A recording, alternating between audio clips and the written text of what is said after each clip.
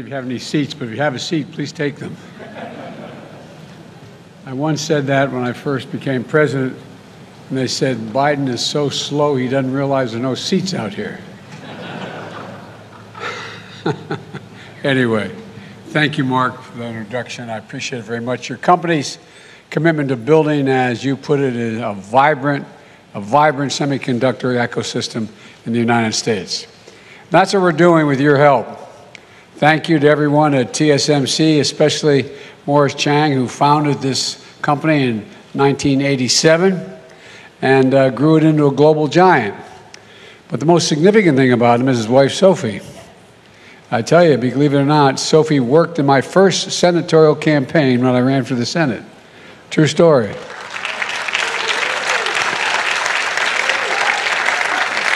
So I owe an awful lot to this company. We had a lieutenant governor named S.B. Wu and his wife Kathy were on my staff, and they got her involved. And so I want to thank her very much for that. Mayor, thanks for welcoming us to your city, and Gov, you and I are different sides, but we see and share the same vision as Arizona is a hub, literally a hub for technical change that's going to take place, and that's well underway. Governor-elect Hobbs, is she Governor-elect Hobbs here? I don't think. Gov, congratulations. Congratulations.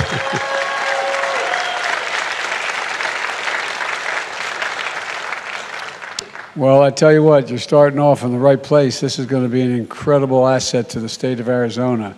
A special thanks to the incredible Arizona Democratic members of Congress who flew out with me today from Washington.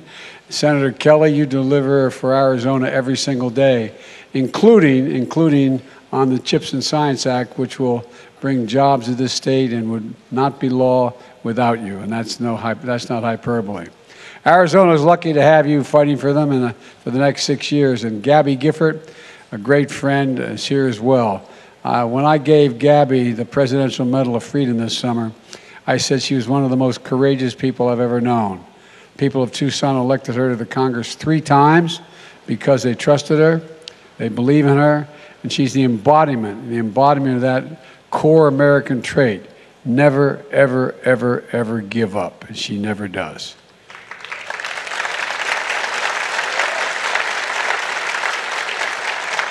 And I want to thank Senator Sinema, who can't be with us today. She's in Washington working out another major piece of legislation. A tremendous advocate for the people of Arizona and a leader in so many issues important to this state. 4 of Arizona's representatives are here with me, Ruben, Greg, Tom, and Raul. And where are you guys? We flew out together. They're still talking to me. Anyway, thank you, gentlemen, very much for all you've done to get us here today. And champions for their constituents working to build an economy that doesn't leave anyone behind. Gina Raimondo is an outstanding Secretary of Commerce, a fierce champion of U.S. industry, especially in semiconductors. I want to thank you to the business leaders here today. Tim Cook of Apple, where are you, Tim? He buys a few of these little chips. And he's a small customer here at this outfit. Between 25 and 35% of their, but anyway, I hope they're treating you well.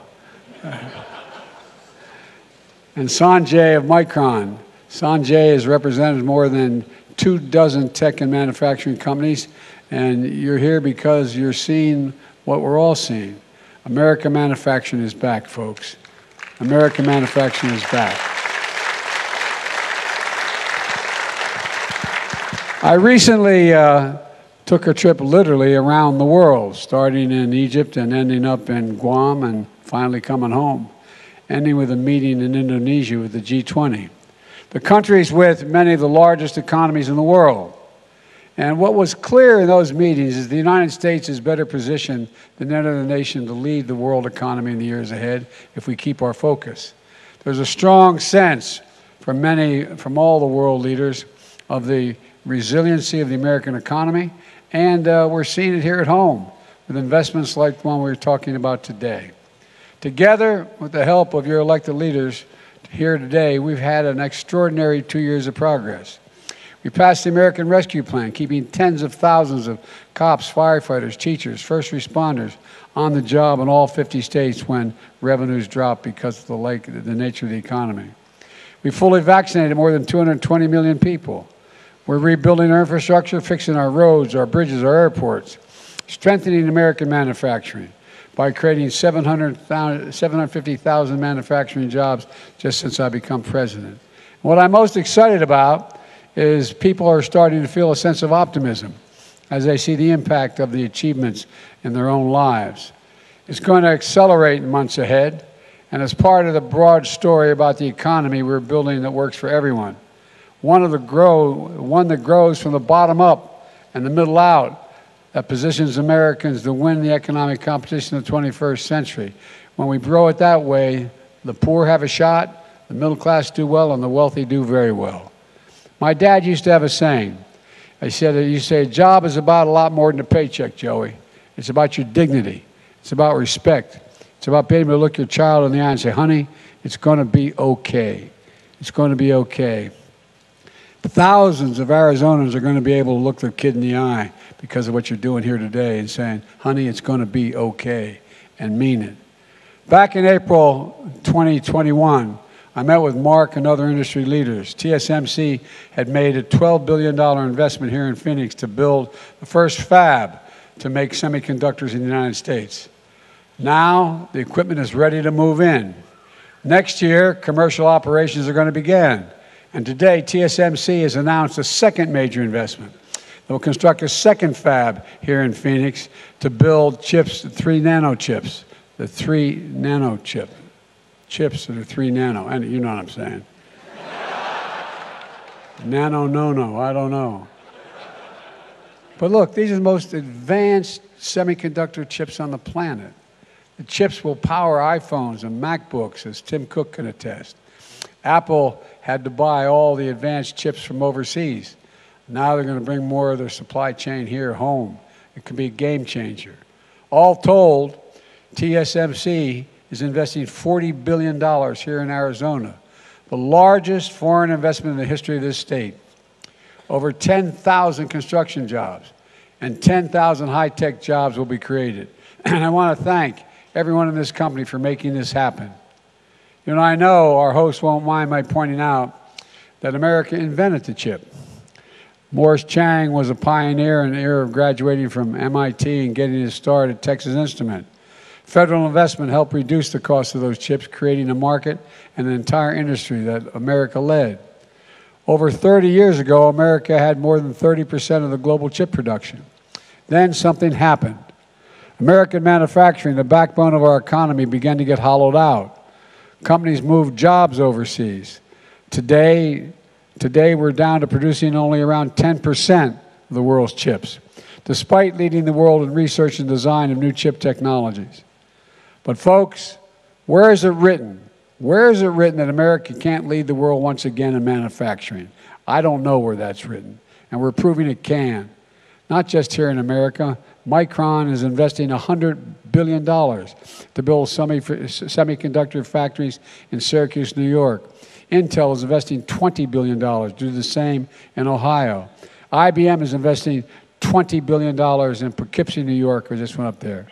These investments are helping us build and strengthen the supply chain here in America. I want to be clear.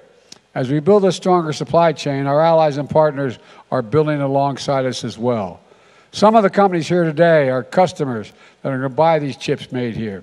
Some are suppliers that are going to help make these chips. And they all depend on a strong supply chain. That's why what we're doing here in Arizona matters across the country and around the world.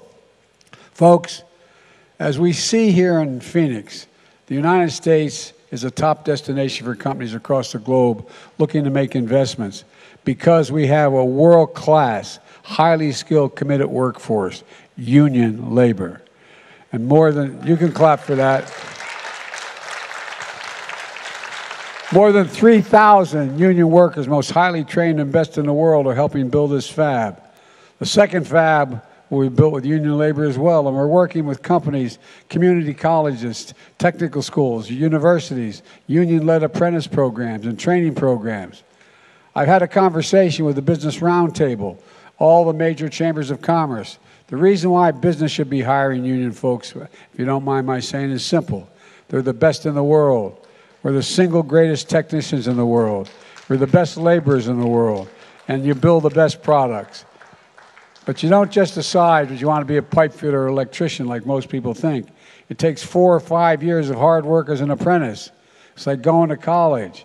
You're the best trained workers in the world, and Wall Street didn't build this country, although there's a lot of good folks there. The middle class built the country, and unions built the middle class. As I said, we're making a once-in-a-generation investments in our nation's roads, bridges, railroads, ports, airports, lead-free water systems, high-speed internet. The biggest investment in American infrastructure since Eisenhower's interstate highway system. And here in Phoenix, we're building a new taxiway for Sky Harbor Airport to cut down how long planes wait to take off and arrive at the gate after landing. We're making flying in and out of Phoenix smoother and more economic. We're building a pedestrian bicycle bridge across the river in South Phoenix, extending light rail to connection families in South Phoenix with jobs and opportunities downtown. Down the road in Buckeye, Core Power is making lithium-ion batteries to power electric vehicles and electric grid storage. It's a $1.2 billion investment. It's going to create thousands of good manufacturing jobs, 90% of which don't require a college degree, and yet you get a good wage. And we're replacing Phoenix diesel buses with new models powered by clean energy to significantly reduce pollution, especially for the folks getting on and off of those buses. Diesel exhaust can really make people sick.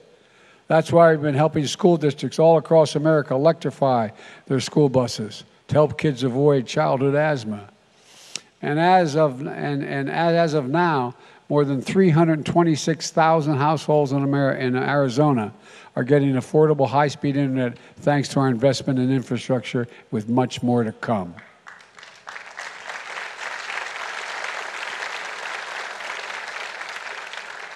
When Arizonans see the big picture, in your hometowns, cranes going up, shovels in the ground, workers with hard hats, I want you to feel the way I feel. Pride. Pride. We can do, what we can do together is just anything, virtually anything. Folks, here's the bottom line. Our approach to building the economy of the future is from the bottom up and the middle out, and it's working. We've added jobs every single month of my presidency, 10.5 million new jobs, 750,000 of them manufacturing jobs. Exports are up, which means we're making things here in America and shipping the products overseas rather than shipping the jobs overseas to make things overseas and bring them back home. And we have much more to do. All this is why the economy grew 2.9% last quarter. And now inflation, the grocery store is coming down. Prices of things like clothing, televisions, appliances are going down. And there's good news for the holiday season. Gas prices have fallen below the levels they are before Putin's invasion of Ukraine. It's going to take time to get inflation back to normal levels as we keep our job market resilient. We could see setbacks along the way, to state the obvious.